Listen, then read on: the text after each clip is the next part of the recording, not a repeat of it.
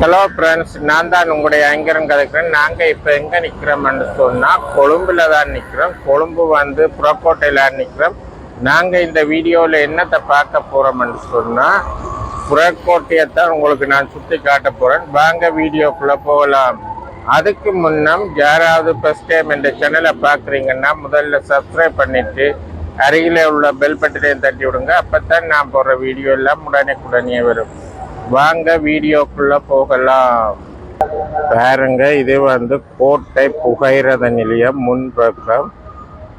அதுக்கு முன்னுக்குத்தான் நான் நிற்கிறேன். நாங்கள் இப்போ இன்றைக்கு இந்த வீடியோவில் என்னத்தை நான் உங்களுக்கு காட்ட போகிறேன்டா, கொழும்பு கோட்டை புகையிரதத்துக்கு முன்னுக்கு அதை சுற்றி உள்ள பிரதேசத்தை தான் காட்ட போகிறேன். வாங்க வீடியோவை நீங்கள் தொடர்ந்து பாருங்கள். பார்த்தா தான் தெரியும் என்னென்ன நான் காட்ட போகிறேன்னு சொல்லி. ஓகே பாருங்க, நீங்கள் முதல் இங்கே கொழும்பு கோட்டைக்கு வந்திருந்தா தெரியும். இப்போ வந்து எல்லாமே நல்ல க்ளீனாக இருக்குது. பாருங்க, எதுவித கஞ்சலோ ஒரு குப்பை ஊடி இல்லை, நல்ல க்ளீனாயும் நல்ல நீட்டாயும் இருக்குது. இதில் பாருங்க பஸ்ஸுகள் நிற்குது. இதில் 138 பஸ் உங்களுக்கு தெரியும். இது வந்து அப்படியே கோல்பேஸ் போய் அப்படியே பம்பலப்பட்டி, இது வெள்ளவத்தை, அப்படியே தெய்வலை, அப்படியே நேர போய் கொட்டாவைன்னு சொல்லி மகரம்மா கொட்டாவை அந்த ரூட்டுக்கு தான் இந்த பஸ் போய்கொண்டிருக்கு. இதில் தொடர்ந்து ஒரு 10 மினிட்டுக்கு ஒருக்கா பஸ் நிற்கும். பாருங்க, இது வந்து கொழும்பு கோட்டைக்கு முன்னுக்குள்ள இடம் தான். இது அந்த பக்கம். நான் இந்த வீடியோக்காண்டி தான் நான் இதை எடுத்து கொண்டிருக்கிறேன். அங்கால உங்களுக்கு வேற அங்காலையும் நடந்து போய் நான் உங்களுக்கு காட்டுறேன். பாருங்க, இதில் பாருங்க அந்த தேமா மரம் பூத்திருக்கு. இதில் வந்து ஒரு புத்திஸ்ட் டெம்பிள் ஒன்று இருக்கு முன்னுக்கு. கொழும்பு ரயில்வே ஸ்டேஷனுக்கு முன்னுக்கு டூவியும் இருக்குது. பாருங்க, விரிவாக காட்டுறேன். இந்த இதை பற்றி எழுதி இருக்கிறாங்க, கொழும்பு ஹெண்ட். எதையும் பாருங்க.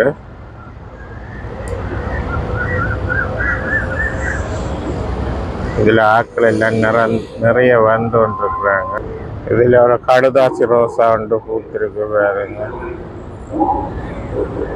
இதில் நின்றீங்கன்னா தொடர்ந்து பஸ்ஸுகள் வந்து கொண்டிருக்கும். எல்லா இடத்தையும் போய் இது வந்து முரட்டுவ போகுது.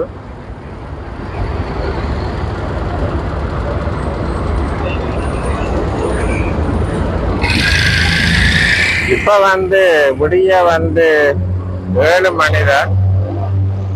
ரயில்வே ஸ்டேஷன்லாம் நிறைய பேர் ஆக்கிரமிக்கிறாங்க.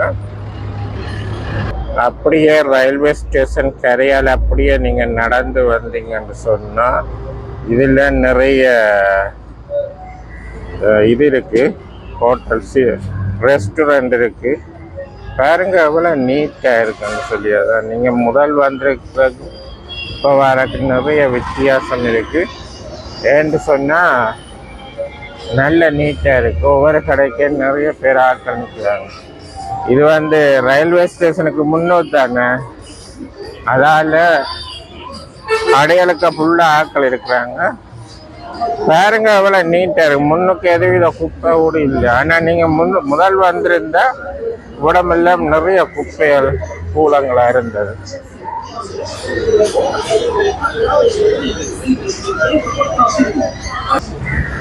சில பலசர கடை ஒன்று இருக்குது. இந்தியாவில் வந்து ரெஸ்டாரண்ட் இருக்குது. நிறைய பேர் இந்த காணொலியை பார்க்குறீங்க, நிறைய பேர் சப்ஸ்கிரைப் பண்ணியிருக்கிறீங்க. தொடர்ந்து பாருங்க இந்த காணொலியை. நிறைய இன்ட்ரெஸ்டிங்கான வீடியோக்கள் நான் போடுவேன்.